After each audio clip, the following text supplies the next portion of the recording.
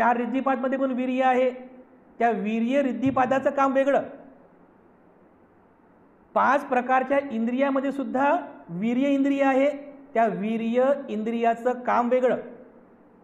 किंवा 5 प्रकारचे बल सांगितलेले आहे, तर त्या 5 प्रकारच्या बलातील वीर्य बलाचं काम वेगळं.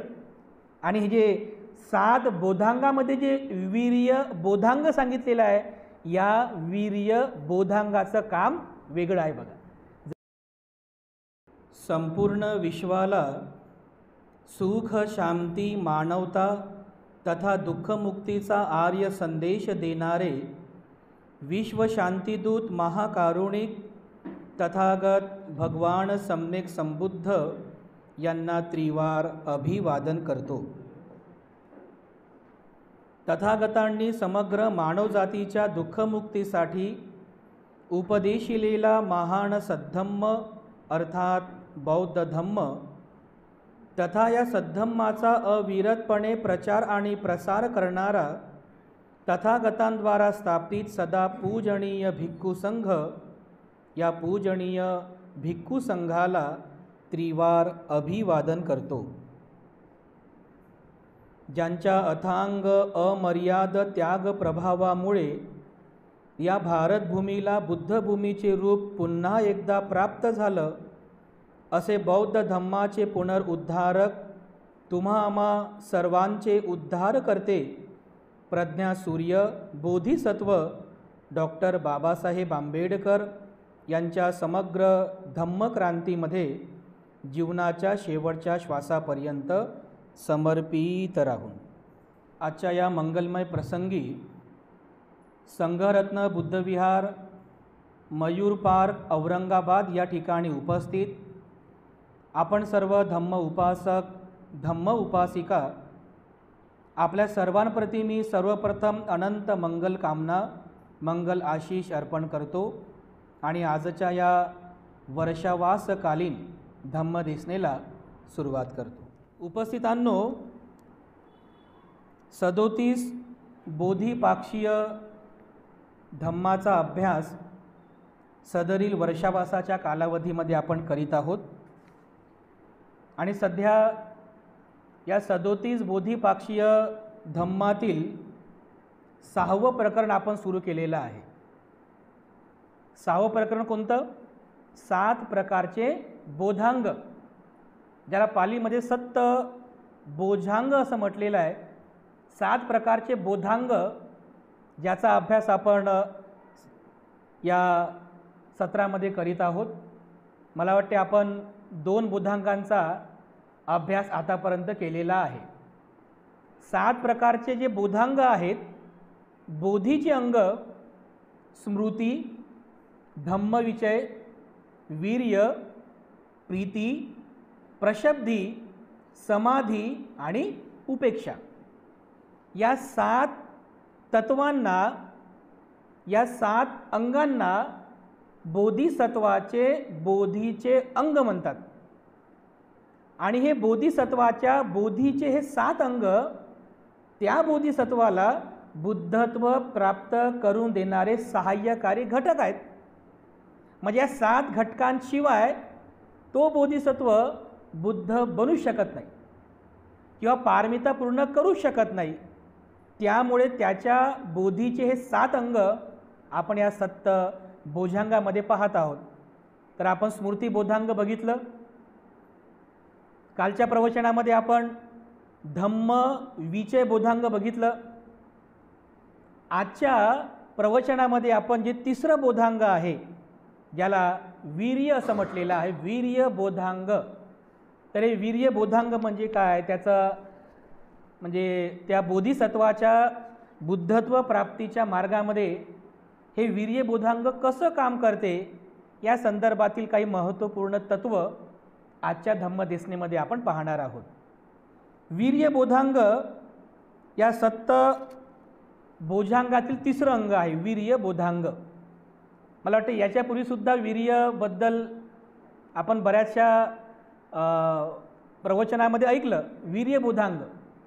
कारण 37 बोधिपाक्षीय धम्माचा विषय आपण सुरू केला, त्याच्यामध्ये मला वाटते 2-3 प्रकरणामध्ये वीर्य आपण बघितलेलं आहे.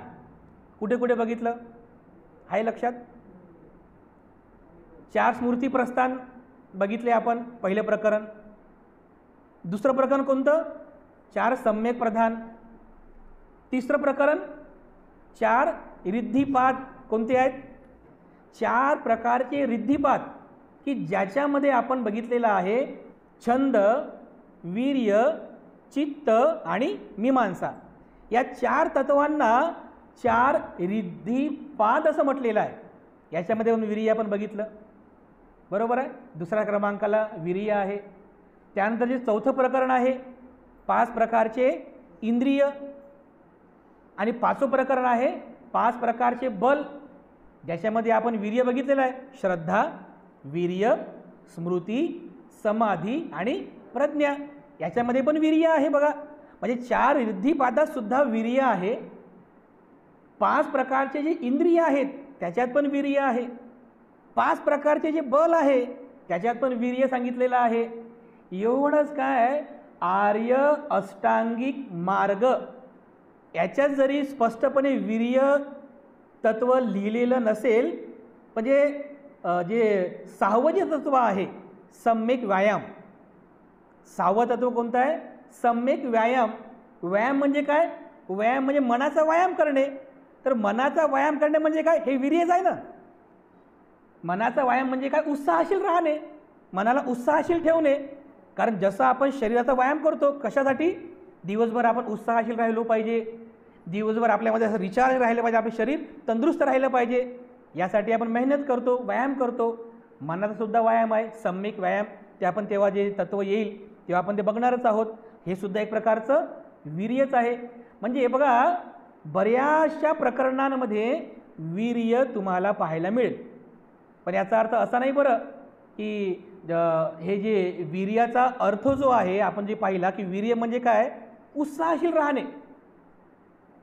म्हणजे उत्साहशील राहणे. नेहमी प्रत्येक काम करताना आपल्यामध्ये उत्साह राहिला पाहिजे. कोणत्या प्रकारचा आळस न करता, गुंगी न करता, बेहोशीमध्ये जीवन न जगता, बेधुंदीमध्ये जीवन न जगता, बेहोशीमध्ये न राहता एकदम अपमाद राहून, सावध राहून उत्साहपूर्वक आपण जीवन जगलं पाहिजे, आपण कामं केली पाहिजे उत्साहपूर्वक. त्याला म्हणतात वीर्य. जसं आपण बलामध्ये पण बघितलं ना, मी तुम्हाला सांगितलं 5 प्रकारचे निवारण असतात. त्या 5 निवारणाला जर नष्ट करायचं असेल तर श्रद्धा, वीर्य, स्मृती, समाधी आणि प्रज्ञा हे 5 बल कशा प्रकारे काम करतात? तर एक वीर्य जे बल आहे, या बलाचं काम काय आहे? आपल्या जीवनातील जर समजा शारीरिक किंवा मानसिक थकवा जर उत्पन्न झाला तर ते शारीरिक आणि मानसिक थकवा नष्ट करण्यासाठी वीर्यबल आपल्याला सहाय्यकारी ठरत असते. त्याला थीन मिद्ध असं म्हटलेलं आहे. थीन मिद्ध, शारीरिक आणि मानसिक थकवा घालवण्यासाठी. तर हे जे वीर्य तत्व सांगितलेले आहे, या प्रत्येक वीर्य तत्वाचं काम वेगवेगळं आहे. जसं ते 4 रिद्धिपादमध्ये पण वीर्य आहे, त्या वीर्य रिद्धिपादाचं काम वेगळं. 5 प्रकारच्या इंद्रियामध्ये सुद्धा वीर्य इंद्रिय आहे, त्या वीर्य इंद्रियाचं काम वेगळं. किंवा 5 प्रकारचे बल सांगितलेले आहे, तर त्या 5 प्रकारच्या बलातील वीर्य बलाचं काम वेगळं. आणि हे जे 7 बोधांगामध्ये जे वीर्य बोधांग सांगितलेलं आहे, या वीर्य बोधांगाचं काम वेगळं आहे बघा. जरी वीर्य तत्व सारखं असलं पण त्या प्रकरणानुसार, त्या आचरणानुसार या वीर्य बोधांगाचं काम वेगवेगळं आहे. आता मी हे सर्व तुम्हाला अगोदर पण सांगितलं. 4 रिद्धिपादामध्ये जे वीर्य आहे त्या वीर्याचा अर्थ तुम्हाला मी काय सांगितला की धार्मिक जीवन जगण्याचा उत्साह राहिला पाहिजे. त्याच्यामध्ये धार्मिक म्हणजे छंद आवडता असेलच, पण जगण्याचा तुमच्यात उत्साह राहिला पाहिजे. म्हणजे वीर्य आपण रिद्धिबल बघितलं, हे जे वीर्य रिद्धिपाद आहे. 5 प्रकारच्या इंद्रियामध्ये तुम्हाला सांगितलं मी, जे वीर्य इंद्रिय आहे ते काय करते की तुमच्यातला जो विकार आहे, कोणता विकार? शारीरिक आणि मानसिक थकवा येणे, ज्याला थीन मिद्ध असं म्हटलेलं आहे, याला जाणण्याचं काम वीर्य इंद्रिय करतात. आणि मग एकदा का त्याला जाणलं की त्याला नष्ट करण्यासाठी वीर्य इंद्रियाचं रूपांतर कशामध्ये होते? वीर्य बलामध्ये. म्हणजे वीर्य बल ते थीन मिद्ध नष्ट करते. म्हणजे बघा प्रत्येकाचं काम वेगवेगळं आहे. जसं एका परिवारामध्ये बाप असतो, पिता जो परिवारातला हेड असतो बघा, तर घरामध्ये पत्नी पण आहे, 2 मुलं आहे, आई वडील पण आहे, त्यांचे म्हातारे आई वडील पण आहेत. ठीक आहे, बाप एकच आहे पण त्याची भूमिका प्रत्येकासोबत कशी असते? वेगवेगळी असते की नाही? म्हणजे माणूस एकच आहे पण प्रत्येक पत्नीसोबत त्याची भूमिका वेगळी असते, मुलाबाळांसमवेत त्याची भूमिका वेगळी असते, आई वडील आहेत तर आई वडिलांसोबत त्याची भूमिका ही वेगळी असते, किंवा घरी पाहुणे आले पाहुण्यांसोबत त्याची भूमिका वेगळी असते. घरी समजा साहेब आला, त्याच्या ऑफिसमध्ये साहेब आला तर त्याची भूमिका वेगळी असते की नाही? बाप एकच आहे. म्हणजे बाप म्हणजे परिवाराचा जो हेड आहे बघा, जो प्रमुख आहे, परिवार प्रमुख एकच आहे, पण ज्याप्रमाणे त्याला त्याच्या परिवारातल्या मेंबरसोबत रिलेशन मेंटेन करायचं आहे तेव्हा त्याची भूमिका बदलते. तर अगदी त्या परिवारातल्या त्या प्रमुख व्यक्तीप्रमाणे वीर्यसुद्धा प्रत्येक आचरणानुसार त्याची भूमिका बदलतो. रिद्धिपादातली भूमिका त्याची वेगळी आहे.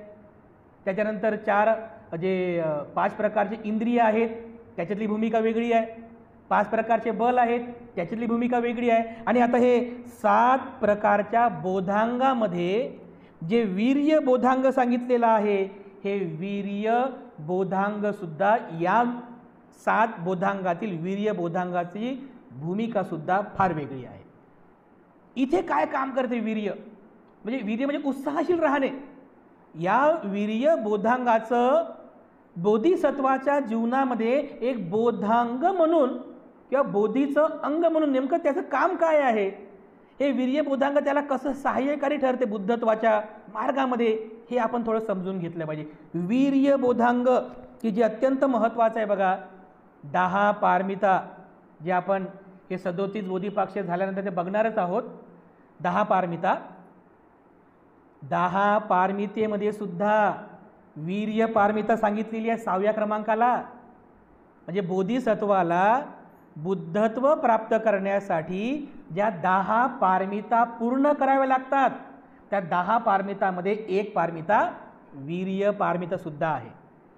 म्हणजे वीर्य किती महत्त्वाचं तत्व किंवा किती महत्त्वाची भूमिका बजावते एका बोधिसत्वाच्या जीवनामध्ये हे तुमच्या लक्षात येईल. तर अशा प्रकारे 10 पारमितामध्ये सुद्धा वीर्य पारमिता अत्यंत महत्त्वाची आहे. तर बघा या बोधांगामध्ये जे वीर्य बोधांग सांगितलेलं आहे याचं काम काय आहे? बोधिसत्वाच्या जीवनामध्ये या बोधांगाचं काय काम आहे? तर बुद्धाने बऱ्याच प्रवचनामध्ये हे स्पष्ट केलेलं आहे. यापैकी म्हणजे ते तात्विक स्वरूपात, तात्विक जर सांगितलं तर तुमच्या लक्षात येणार नाही. ते फार गूढ तत्वज्ञान म्हणजे फार डीप आहे. हे डोक्याच्या वरून जर सांगितलं तर, कारण ते शब्द, पालीचे शब्द वगैरे फार कठीण आहेत बघा. म्हणजे सहज आणि सोपं नाही समजण्यासारखं, पण आपण कसं त्याला असं फोडून सहज सोपं तुम्हाला समजेल थोडं तरी असे भाषेमध्ये आपण सांगण्याचा प्रयत्न करतो. तर वीर्य या तत्वाचा या ठिकाणी अर्थ सांगितलेला, म्हणजे वीर्य जे आहे या वीर्याचं मुख्य काम काय आहे या बोधांगाच्या रूपाने, तर भगवान बुद्धाने सांगितलेलं आहे बोधांगामध्ये जे वीर्य बोधांग आहे त्याचं मुख्य काम आहे त्या बोधिसत्वाला दृढ बनवणे. दृढ म्हणजे काय? मजबूत बनवणे, त्याला मजबूत बनवणे, त्याला बलवान बनवणे, दृढ बनवणे हे वीर्य बोधांगाचं मुख्य काम आहे. दृढ बनवणे बघा. आता दृढ बनवणे म्हणजे हा मराठीतला शब्द आहे बघा, सहज तुमच्या लक्षात येईल.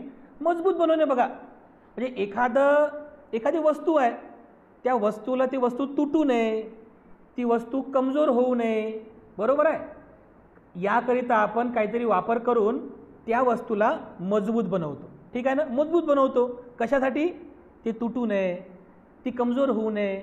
ह्याकरिता अगदी याप्रमाणे त्या दुःखमुक्तीच्या मार्गावर जेव्हा बोधिसत्व मार्गक्रमण करतो किंवा बुद्धत्व प्राप्तीच्या मार्गावर जेव्हा मार्गक्रमण करतो तर त्याला कमजोर होऊ न देता, म्हणजे त्याला कमजोर होणे किंवा त्याला वीक होऊ, म्हणजे कधी कधी होते असं, तर अशा प्रसंगामध्ये हे जे वीर्यबोधांग आहे त्या बोधिसत्वाला दृढ बनवते, त्याला मजबूत बनवते, त्याला कमजोर होऊ देत नाही, त्याला वीक होऊ देत नाही, त्याला असं डगमगू देत नाही. बघा, हे मुख्य काम आहे वीर्यबोधांगाचं. समजलं? वीर्यबोधांगाचं मुख्य काम काय आहे? दृढ करणे, त्या बोधिसत्वाला दृढ बनवणे. मिलिंद प्रश्नामध्ये सुद्धा हे विचारलेलं बघा राजा मिलिंदाने. तुम्ही जर मिलिंद प्रश्न ग्रंथ जर वाचला तर अगदी सुरुवातीच्याच उपमा प्रश्नामध्ये राजा मिलिंदाने हे पंच पुण्यधर्म याबद्दल विचारलं आहे. श्रद्धा, वीर्य, स्मृती, समाधी, प्रज्ञा, याला पंचपुण्यधर्म त्या ठिकाणी म्हटलेलं आहे.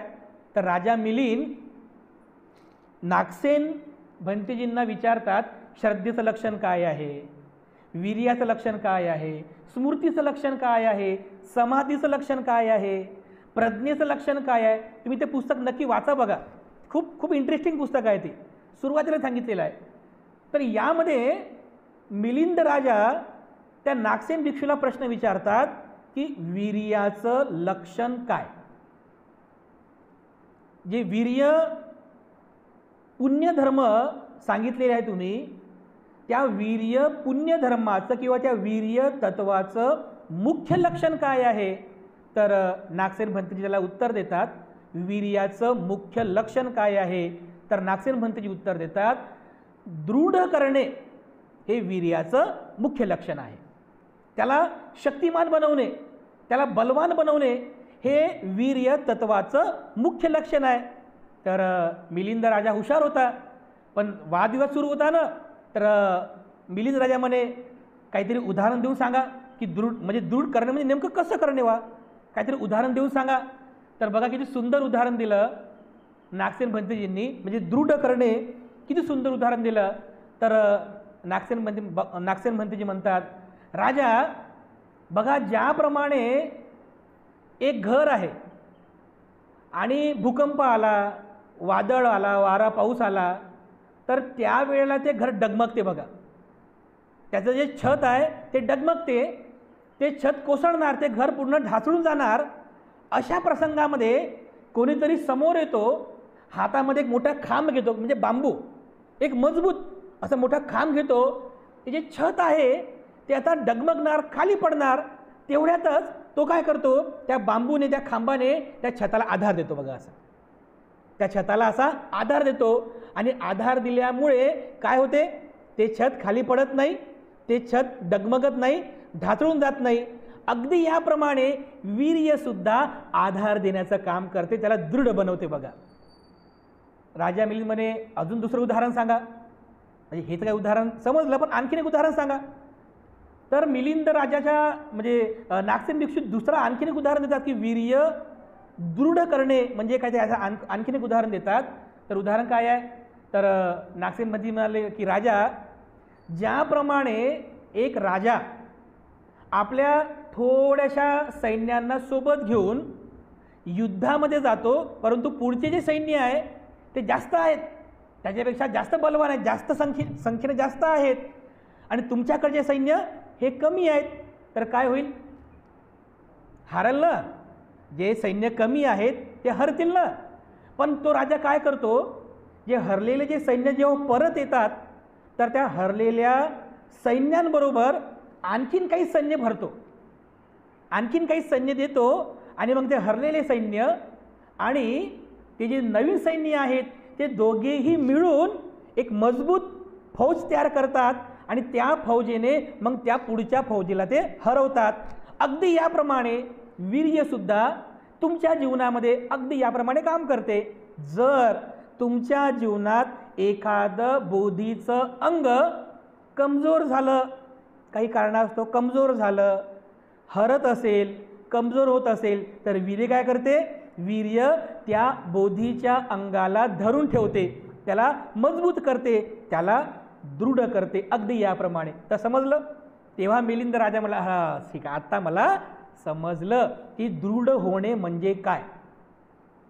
दृढ होणे म्हणजे काय. जसं बघा, एक सामान्य उदाहरण तुम्हाला सांगतो. आणखीन भांडणं सुरू आहेत, गल्ली गोळ्यामध्ये, मयूर पार्कमध्ये होत नाही बघा, चांगले लोक आहेत. झोपडपट्टीमध्ये भांडणं होतात, बरोबर आहे. समजा भांडणं सुरू झाले, 2 बायांचे भांडणं सुरू आहेत. एक बाई दुसऱ्या बाईला भांडत आहे, पण ती बाई जरा जास्तच शिव्या देण्यामध्ये 1 नंबर, हातवारे करण्यामध्ये 1 नंबर. आणि ही दुसरी जी आहे ही जरा कमजोर पडली, हिला काय शिव्या पाठ नाही, हिला हातवारे करता येत नाही, कमजोर पडली. तर मग तिची बहीण पाहते, अरे माझी बहीण भांडणामध्ये जरा कमी पडत आहे, ती 3 मजले उतरून खाली येते. मग दोघीही मिळतात, टेन्शन घेऊ नका, आता मी आले, मी तुला आता दृढ करते. दोघी जण सोबत येतात आणि दृढ करून मग दोघे जण भांडतात, मग ती कमजोर पडते बघा. नाही म्हणते, दोघी जणी मी भांडू शकत नाही, असं होते की नाही. समजलं दृढ होणे म्हणजे काय, म्हणजे ती दृढ झाली. जेव्हा तुमच्या जीवनामध्ये एखादं बोधीचं अंग किंवा 37 बोधिपाक्षीय धम्मातील एखादं तत्व जेव्हा कमजोर पडू लागते, जेव्हा वीक होऊ लागते, तर वीर्य काय करते, वीर्य बोधांग तुम्हाला त्या तत्वामध्ये दृढ करते. म्हणजे तुम्हाला कमजोर होऊ देत नाही, तुम्हाला असं डगमगू देत नाही, हे त्याचं मुख्य काम आहे. आणि म्हणून हे जे वीर्य जे आहे, या वीर्य बोधांगाच्या साहाय्याने बाकीचे जे अंग आहेत हे दृढ होतात. म्हणजे बाकीचे कोणते, जे स्मृती आहे, स्मृती, धम्मविचय, प्रीती, प्रशब्दी, समाधी, उपेक्षा, हे जे बाकीचे जे बोधीचे अंग आहेत, या बोधीच्या अंगांना धरून ठेवतात.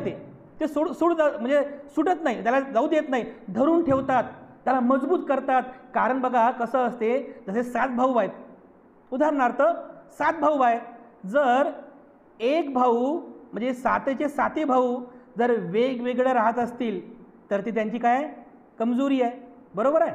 आपण कथेमध्ये बघतो ना असं, की एखाद्या भावाभावामध्ये दुश्मनी झाली, बरोबर आहे, वैरत्व झालं, तर त्या भावावर कोणतं दुःख कोसळलं तर सख्खा भाऊ पण कधी कधी येत नाही बघा, कमजोर पडला ना तो कमजोर पडतो. कधी कधी बहिणी सख्ख्या बहिणीमध्ये भांडणं होतात, वैरत्व निर्माण होते, तर एखाद्या बहिणीवर जर काही दुःखाचा प्रसंग ओढावला तर ती पाहतेही नाही, कारण ती कमजोर पडली बघा, बरोबर आहे की नाही. तर अगदी ज्याप्रमाणे हे 7 तत्व आहेत, जेव्हा जेव्हा हे 7ही तत्व सोबत राहतात, तेव्हाच तो बोधिसत्व बलपूर्वक आपलं बुद्धत्वाचा मार्ग पूर्ण करतो बघा. तर या 7ही तत्वांना एकत्रित ठेवण्याचं काम जर कोणी करत असेल तर हे वीर्य बोधांग करते.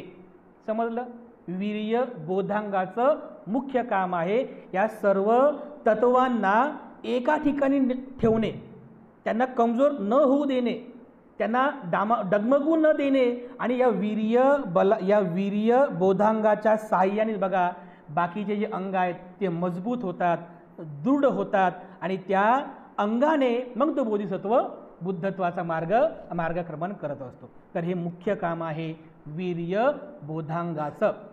आचार्य बुद्धघोष म्हणून एक बुद्धिस्ट स्कॉलर 6व्या शतकामध्ये होऊन गेले, म्हणजे एकदम खूप विद्वान बुद्धिस्ट स्कॉलर बघा. संस्कृत परंपरा जी म्हणजे पाली त्रिपिटक तयार झाल्यानंतर संस्कृत भाषेमध्ये पण काही बुद्धिस्ट लिटरेचर निर्माण झालं बघा, काही बौद्ध ग्रंथसुद्धा निर्माण झाले. तर 5व्या-6व्या शतकामध्ये आचार्य बुद्धघोष नावाचे ते एक बुद्धिस्ट स्कॉलर, महाविद्वान भिक्षू त्यावेळेस होऊन गेले. तर त्यांनी विशुद्धिमग्ग नावाचा एक ग्रंथ लिहिला. त्या ग्रंथामध्ये त्यांनी या वीर्य बोधांगाचं स्पष्टीकरण केलेलं आहे. आणि त्यांनी सांगितलं की जे वीर्य बोधांग आहे, या वीर्य बोधांगाचे प्रमुखतः 3 लक्षणं असतात. किती? 3 लक्षणं असतात. फार महत्त्वाचं आहे. वीर्य बोधांगाची 3 लक्षणं असतात. ते 3 लक्षणं कोणते? पहिलं जे लक्षण आहे त्याला म्हणतात उपथंब लक्षण. हे जे शब्द आहेत थोडेसे कठीण आहेत बघा, पण आपण समजून घेऊ. पहिलं लक्षण आहे वीर्य बोधांगाचं, जे पहिलं लक्षण आहे त्याला म्हटलेलं आहे उपथंब लक्षण. आणि याचा अर्थ होतो सहारा देणे. सहारा देणे म्हणजे काय समजलं? हे थोडा हिंदी शब्द आला, म्हणजे मदत करणे, त्याला सहारा देणे, त्याला मदत करणे, हे पहिलं लक्षण आहे. दुसरं लक्षण आहे पग्गहन लखन. पग्गहन लखन, आणि याचा अर्थ होतो पकडून ठेवणे, म्हणजे त्याला निसटू न देणे, त्याला जाऊ न देणे, त्याला निसटू न देणे, त्याला पकडून ठेवणे, म्हणजे काय? पग्गहन लखन. तिसरं जे लक्षण आहे त्याला म्हटलेलं आहे उत्साहन लखन, आणि याचा अर्थ होतो उभे राहणे, म्हणजे त्याला उभं करणे. उभं करणे म्हणजे काय? म्हणजे जसा माणूस बसला त्याला आपण उभं करतो ना, म्हणजे उभं करतो म्हणजे काय? त्याच्यात उत्साह टाकतो आपण, चल उभं हो, असं बसू नको, असं आळस करू, चल उभा हो, उत्साहशील राहा, मेहनत कर, असं या अर्थाने त्याला उभं करतो बघा. उभं करतो म्हणजे काय? त्याच्यामध्ये उत्साहपणा आणतो, त्याला उत्साहशील बनवतो, त्याला मजबूत बनवतो, त्याला दृढ बनवतो. हे वीर्य बोधांगाचे प्रमुखतः 3 लक्षणं आचार्य बुद्धघोषाने सांगितली. पहिलं लक्षण सहारा देणे, दुसरं लक्षण त्याला पकडून ठेवणे, तिसरं लक्षण त्याला दृढ करणे.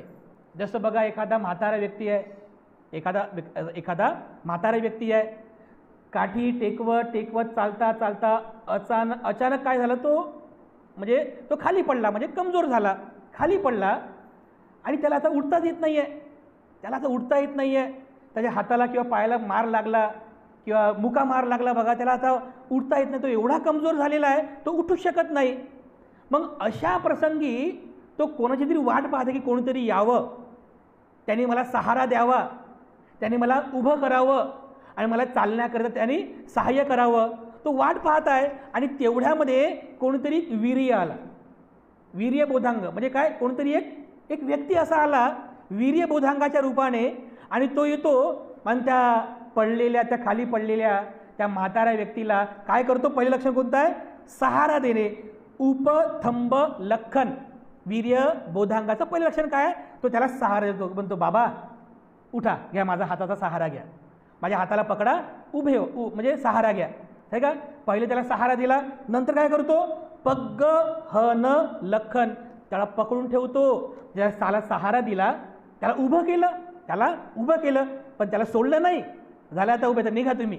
त्याला सोडलं तर पटकन पुन्हा खाली पडेल ना, कारण तो कमजोर आहे ना, तो अजूनही कमजोरच आहे, त्याची कमजोरी संपलेली नाही आहे. त्या म्हाताऱ्या व्यक्तीने उभं केलं, त्याला सहारा दिला. आणि मग दुसरं लक्षण काय आहे? दुसरं लक्षण आहे पग्गहन लखन, त्याला पकडून ठेवणे, म्हणजे काय? पुन्हा कमजोर होऊ नको, पुन्हा खाली पडू नको, पुन्हा खाली बसू नको, उभं राहा. त्याला पकडून ठेवलं बघा, पग्गहन लक्षण, त्याला पकडून ठेवलं. आणि तिसरं लक्षण काय आहे? उत्साहन लखन, उत्साह म्हणजे उत्साह निर्माण करणे, त्याच्यामध्ये उत्साह देणे, त्याला दृढ करणे. हा बाबा चला आता एक पाऊल टाका, चला, घ्या काठी टेकवा, चला दुसरं पाऊल टाका, चला काठी टेकवा, तिसरं पाऊल टाका. असं करतो ना आपण साधारणतः आपल्या परिवारामध्ये, असं करतो ना आपण. किंवा रस्त्याने जाता आपण मग एखादी कोणी गाडी चालवता जर कोणी गाडीसह खाली पडलं तर आपण काय करतो? थांबतो, आपण त्याला सहारा देतो, त्या गाडी उचलून त्याला स्टँडला लावतो, आणि काय म्हणतो जाता बाबा ताई बाई सांभाळून गाडी चालवा, म्हणतो की नाही? हे वीर्याचं लक्षण आहे बघा, हे वीर्य बोधांगाचं लक्षण आहे. सहारा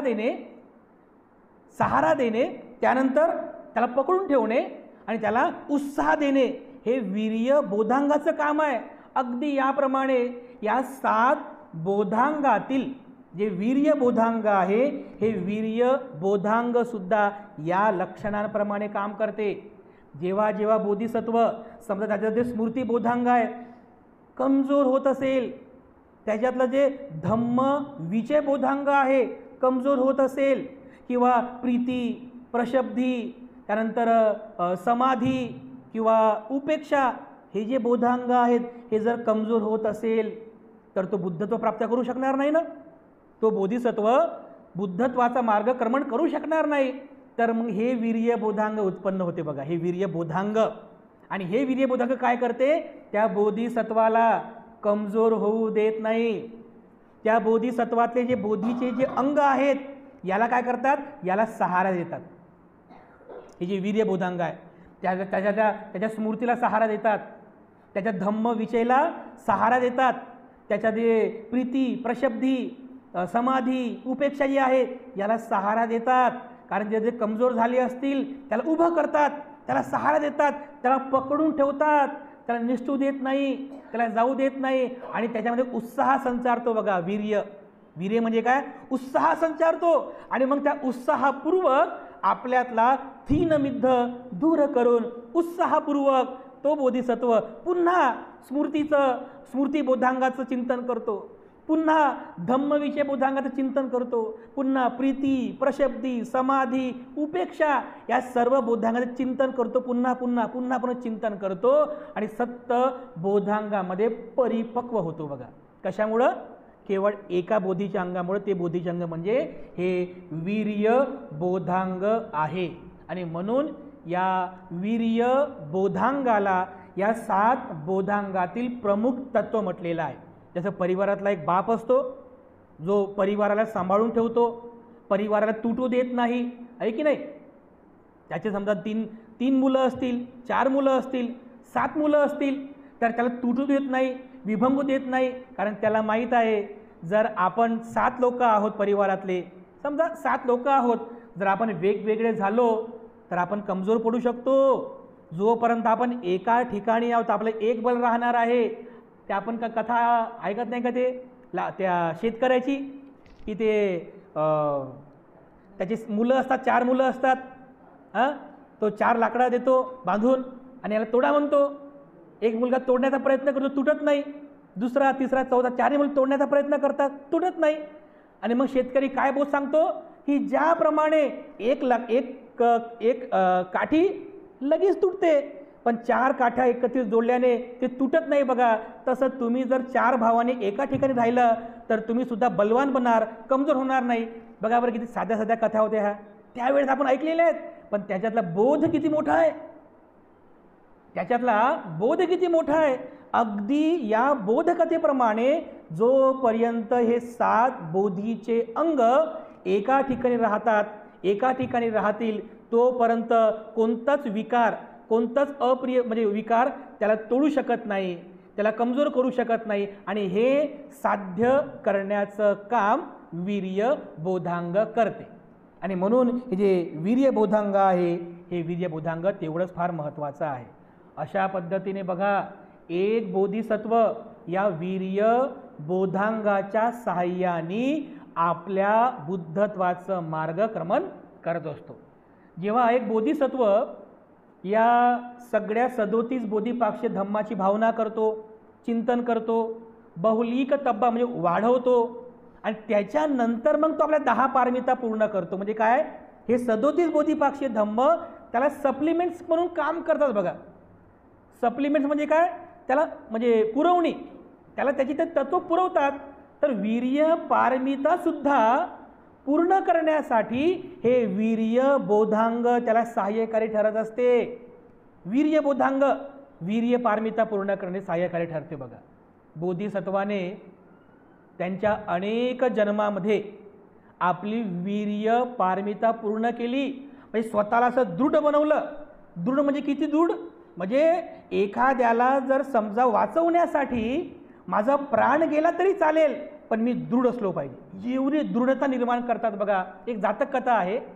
म्हणजे दृढ म्हणजे बोधिसत्व स्वतःला एकदम दृढ बनवून आपल्या परिवाराला, आपल्या सेनेला कसं वाचवतात. एक महाकपी नावाची जातक कथा आहे.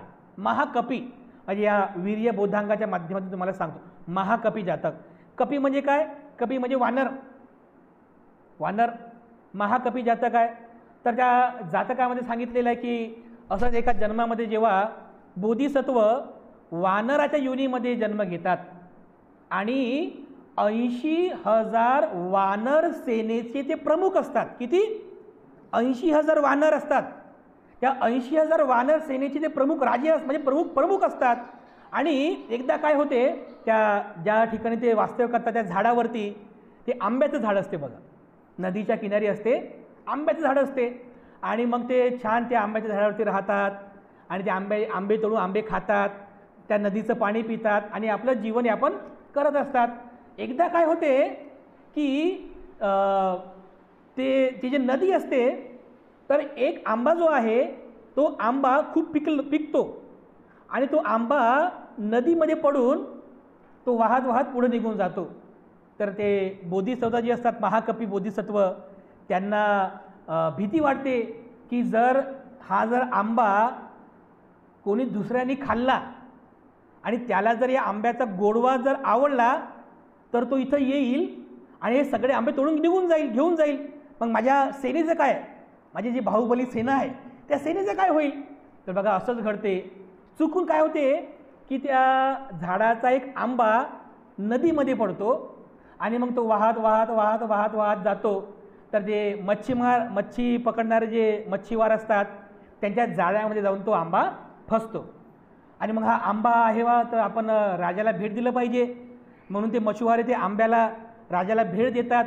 मग तो राजा त्या आंब्याला कापतो आणि खातो आणि त्याच्यामध्ये मग या जिभेला ते रस त्याला आवडतो. बघा, रस उपादान निर्माण झालं ना, काय गोड आंबा आहे, काय रसपान केलेला आंबा आहे, काय गोड आंबा आहे, हे आंबे कुठे मिळतात मला सांगा, हे सगळे आपण आंबे घेऊन येऊ. मी माझ्या पत्नीला, माझ्या मुलांना, सर्व परिवाराला हे आंबे खाऊ घालेल मी, असा विचार करतो. तर ते मछवारे जे असतात ते म्हणतात त्या हिमालय पर्वताच्या पायथ्याशी जे नदी वाहते ना, त्या नदीच्या किनाऱ्यावरती जे आम्रवण आहे त्या आम्रवनातले हे आंबे आहेत. मग राजा काय करणार? राजा ते आंबे खाण्याच्या लालसेने सगळ्या सैन्यासह हे आंबे पाहण्यासाठी, ते आंबे तोडण्यासाठी सैन्यासह परिवारासह जातो. बघा, आंबे खाण्यासाठी.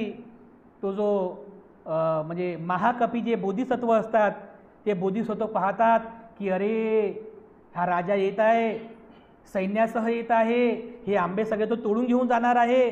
तर तो आपल्या सर्व त्या 80,000 त्या वानरांना सचेत करतो की वानरांनो, माझ्या प्रिय मित्रांनो, आता आपल्याला ही जागा म्हणजे सुरक्षित नाही आहे, आपल्याला ही जागा सोडून जावी लागणार आहे.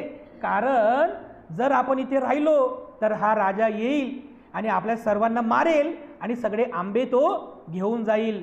तर बघा त्यावेळेला म्हणजे दृढता, आपल्या परिवाराचा प्रमुख म्हणून तो बोधिसत्व त्या सेनेचा प्रमुख म्हणून आपल्याला कसं दृढ करतो, तर तो काय करतो, आपल्या म्हणजे वानर सेनेला वाचवण्यासाठी झाडाच्या अगदी वर जातो. त्या झाडाचा एक वेल पकडतो, आपल्या पायाला बांधतो आणि अशी उडी मारून नदीच्या पलीकडच्या झाडाला असं पकडतो दोन्ही हाताने पकडतो आणि आपल्या वानर सेनेला म्हणतो, मित्रांनो, स्वतःचा प्राण वाचवा आणि एक काम करा, सगळेजण माझ्या पाठीवरून चालत चालत नदीच्या पलीकडे या, माझ्या पाठीवरून चालत चालत नदीच्या पलीकडे या. बोधिसत्व बघा त्याची पारमिता कशी आहे. ते सगळे वानर सेना त्या वेलीवरून चालत चालत नंतर त्या बोधिसत्वाच्या, त्या वानराच्या त्या पाठीवरून चालत चालत नदीच्या पलीकडे जातात. पण त्या वानर सेनेमध्ये एक असतो देवदत्त. देवदत्त हा वैरी आहे. तो काय करतो, देवदत्त त्या वानराच्या पाठीवर जातो. तो वैरी असतो ना आणि पाठीवरती उड्या मारतो. देवदत्त असतो, तो पाठीवरती उड्या मारतो. एवढ्या उड्या मारतो बघा, पाठीचा मनकाच तुटतो. बघा, त्या वानराच्या पाठीचा मनका तुटतो आणि खूप पाठ जी आहे त्याची ती पाठ म्हणजे एकदम रक्त बंबाळ होऊन जाते. पण तरी पण तो वेल सोडत नाही. कारण जर मी वेल सोडला तर माझ्या सगळ्या वानर सेनेला हा राजा पकडेल, मारेल. नाही, माझी जी सेना आहे, माझे जे मित्र आहे वाचले पाहिजे, सोडत नाही. आणि पाठीचा मनका तुटतो, देवदत्त निघून जातो, सगळे लोक निघून जातात. पण त्याची वानराची पाठ एवढी जखमी होते, तो वानर म्हणजे तो खाली पडतो आणि खाली पडल्याबरोबर त्याचे सैनिक त्याला पकडतात, त्याला राजमहालामध्ये घेऊन जातात, राजासमोर उभं करतात. आणि मग तो राजा पाहतो की अरे हा वानर काही साधा वानर नाही आहे. कारण या वानराने स्वतःच्या प्राणाची चिंता न करता आपल्या 80,000 वानर सेनेला वाचवलं. नक्कीच अरे हा जो वानर आहे हा साधा वानर नाही आहे. तो जो पाहतो हा नक्कीच बोधिसत्व असला पाहिजे. कारण असा जो गुण आहे हा फक्त बोधिसत्वामध्ये असतो. तर तो राजा बघा, तो ब्रह्मदत्त राजा, तर तो राजा सुद्धा त्या वानराला असं हात जोडतो की तुम्ही म्हणजे तो पाहतो तो बोधिसत्व आहे म्हणून असं हात जोडतो, तर पाठीच्या भागाने रक्त निघत आहे, तर तो त्याची मलमपट्टी करतो, त्याला त्या जखमेला मलमपट्टी करतो आणि मलमपट्टी केल्यानंतर त्याला बरे होईपर्यंत तो ब्रह्मदत्त राजा त्याची स्वतः काळजी घेतो. आणि जेव्हा तो पूर्णपणे बरा झाला तेव्हा त्या वानराला, त्या बोधिसत्वाला स्वतः ब्रह्मदत्त राजा त्याच्या सिंहासनावर त्याला बसवतो आणि खाली बसून त्याला वंदन करतो आणि मग विचारतो की तुम्ही हे सगळं कशासाठी केलं, आणि मग तो सगळी कथा सांगतो. अशा प्रकारे बघा ही महाकपी जातक आहे, ही महाकपी जातक आहे जातक कथेमध्ये, की कशा पद्धतीने एक बोधिसत्व आपल्या स्वतःच्या प्राणाचीही पर्वा न करता स्वतःला दृढ बनवून आपल्या वीर्य पारमिताला पूर्ण करतो. बघा अशी ही एक जातक कथा पाली साहित्यामध्ये आलेली आहे, महाकपी जातक. म्हणजे अशा पद्धतीने बोधिसत्व आपल्यामधील या वीर्य बोधांगाच्या साह्याने स्वतःला दृढ बनवतो, स्वतःला मजबूत बनवतो आणि या सगळ्या बोधांगाला चिंतन करून, भावना करून, बाहुलिक तब्बा वाढवून आपल्या बुद्धत्वाच्या मार्गाचा प्रवास पूर्ण करत असतो. अशा पद्धतीने हे वीर्य बोधांग त्या बोधिसत्वाच्या जीवनामध्ये अत्यंत महत्त्वाची भूमिका बजावत असतात. बुद्धसुद्धा वीर्यवान होते, बाबासाहेब आंबेडकर सुद्धा वीर्यवान होते, कारण बाबासाहेबांना आपण बोधिसत्व म्हणतो ना, बाबासाहेबांना आपण बोधिसत्व म्हणतो, तर बोधिसत्व आहे तर नक्कीच त्यांच्यामध्ये सुद्धा वीर्य बोधांग असायलाच पाहिजे. तर बघा बाबासाहेबांचं जीवनसुद्धा, बाबासाहेबांनी शिक्षण घेतलं, म्हणजे अत्यंत हलाखीच्या परिस्थितीमध्ये, प्रतिकूल परिस्थितीमध्येही बाबासाहेबांनी शिक्षण घेतलं. कशामुळं? स्वतःला कमजोर होऊ दिलं नाही. बाबासाहेब जर कमजोर झाले असते, बाबासाहेब शिक्षण घेऊ शकले असते का हो? कमजोर होऊ दिले नाही, स्वतःला डगमगू दिले नाही. जरी घर नाही, म्हणजे जरी परिस्थिती जे प्रतिकूल परिस्थिती आहे, स्वतःला दृढ बनवलं. बघा स्वतःला मजबूत बनवलं आणि तेवढ्याच वीर्यबलाने, तेवढ्याच उत्साहाने एक बोधिसत्व बाबासाहेब आंबेडकरांनी आपलं शिक्षण पूर्ण केलं, सामाजिक चळवळ सुरू केली आपल्या लोकांचा उद्धार करण्यासाठी. कशामुळे? हे बल बाबासाहेबांमधलं आहे, हे जे वीर्य बल आहे, हे जे वीर्य बोधांग आहे, हे वीर्य जे तत्व आहे, याच्या आधारे स्वतःला मजबूत बनवून, स्वतःला दृढ बनवून बाबासाहेबांनी सामाजिक चळवळ सुरू केली. बाबासाहेबांनी वयाच्या 60व्या वर्षी भारताचं संविधान लिहिलं हो. कशामुळं? ते बाबासाहेबांवर ते बल आहे. बाबासाहेब जर कमजोर पडले असते, अरे आता माझ्याकडून होत नाही, आता मी करत नाही, असं जर बाबासाहेबांनी विचार केला असता तर कदाचित आजची परिस्थिती फार वेगळी असती. कोणतं दुसरं संविधान लिहिलं असतं बघा. पण बाबासाहेबांनी आपल्या वीर्यबलाने आपल्याला स्वतःला दृढ बनवून, मजबूत बनवून, बलवान बनवून वयाच्या 60व्या वर्षी भारताचं संविधान लिहिलं. हे साधं आणि सोपं नाही बघा. हे एवढंच काय, वयाच्या 65व्या वर्षी बाबासाहेब आंबेडकरांनी बुद्ध धम्माची दीक्षा घेतली. काठी टेकवत बाबासाहेब स्टेजवरची चढतात.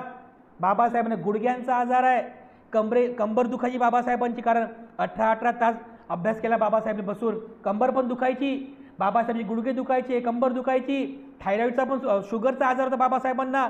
एवढं आजारग्रस्त असतानाही बाबासाहेब बघा म्हणजे स्वतःला किती दृढ बनवतात, स्वतःला किती मजबूत बनवतात.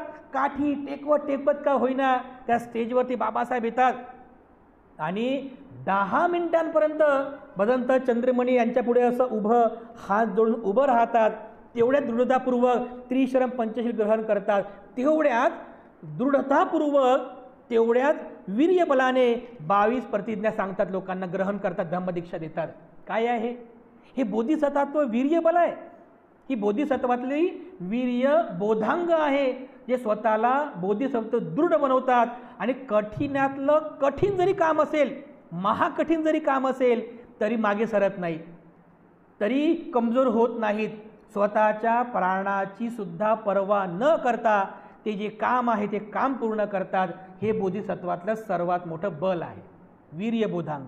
वीर्यबल, वीर्यपारमिता, वीर्याचं तत्व जे उत्साहशील आपल्याला बनवत असतात. आणि म्हणून बाबासाहेबसुद्धा कशा प्रकारे बोधिसत्व सिद्ध ठरतात हे सर्व तत्व बाबासाहेबांमध्ये होते. म्हणून तर बाबासाहेबांना आपण बोधिसत्व म्हणतो. बुद्धसुद्धा एक प्रेरणादायी उदाहरण आपल्यासाठी आहे. वयाच्या 80व्या वर्षापर्यंत भगवान बुद्धाने धम्माचा प्रचार आणि प्रसार केला. वयाच्या 80व्या वर्षी त्या म्हणजे महापरिनिर्वाण होणार आहे, पण तरीसुद्धा भगवान बुद्ध त्या सुभद्र नावाच्या परिव्राजकाला उपदेश करतात बघा. आणि आनंदाला म्हणतात की आनंदा त्याला येऊ म्हणजे त्याला थांबवू नकोस, त्याला अडवू नकोस, त्याला येऊ दे. एक पथिक, एक दुःखी असलेला एक पथिक बुद्धत्व धम्माच्या मार्गावर आरूढ होऊन दुःखमुक्त होण्यासाठी आलेला आहे. त्याला येऊ दे, त्याला येऊ दे नको. बघा ना, बुद्ध म्हणाले तुके आनंदा ध्यान दे, मागेल जो तयाला धम्माचं दान दे. ही दृढता भगवान बुद्धांमध्ये होती. ही हा उत्साह भगवान बुद्धांमध्ये होता बघा. जरी म्हातारे असतील, जरी आजारी पडले असतील आणि महापरिनिर्वाणाला आता जाणारच असतील, तरीही भगवान बुद्ध शेवटच्या क्षणापर्यंत धम्माचा प्रचार आणि प्रसार करतात.